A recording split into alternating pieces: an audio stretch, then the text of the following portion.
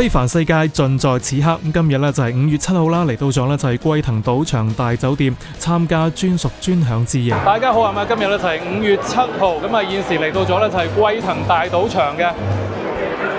咁今晚嘅活動呢就係以紅地毯迎賓嘅，讓嘉賓呢就係率先一覽呢就係全新嘅無煙娛樂區啦，同埋最新嘅餐飲設施。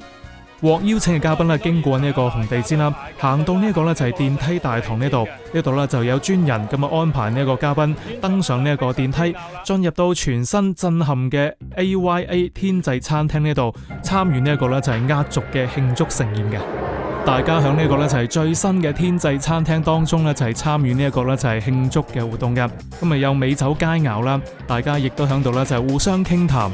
主辦單位亦都係提供咗非常之有特色嘅小食啦，咁再加埋呢一個贊助商贊助嘅靚酒，令到大家呢一齊樂而忘返嘅。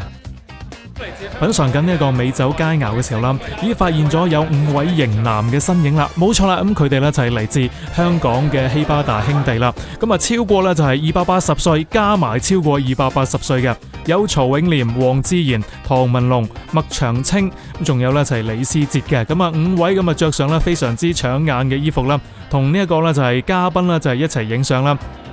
咁啊目送呢就係5位型男離開，咁啊翻到呢就係龜騰賭場大酒店專屬專享之夜嘅現場啦，咁啊現場啦，咁啊除咗有美酒佳肴之外啦，呢一個大會啦，亦都係安排咗啦，就係駐場樂隊咁啊不斷響度啦，就係演唱一啲嘅歌曲啦，咁令到大家一邊品嘗美食之餘啦，亦都有啲咧聽覺上嘅享受嘅。現場咧每張台咧亦都係擺咗呢一個即影即有嘅相機啦，令到嘉賓可以留下呢一個瞬間嘅快樂嘅。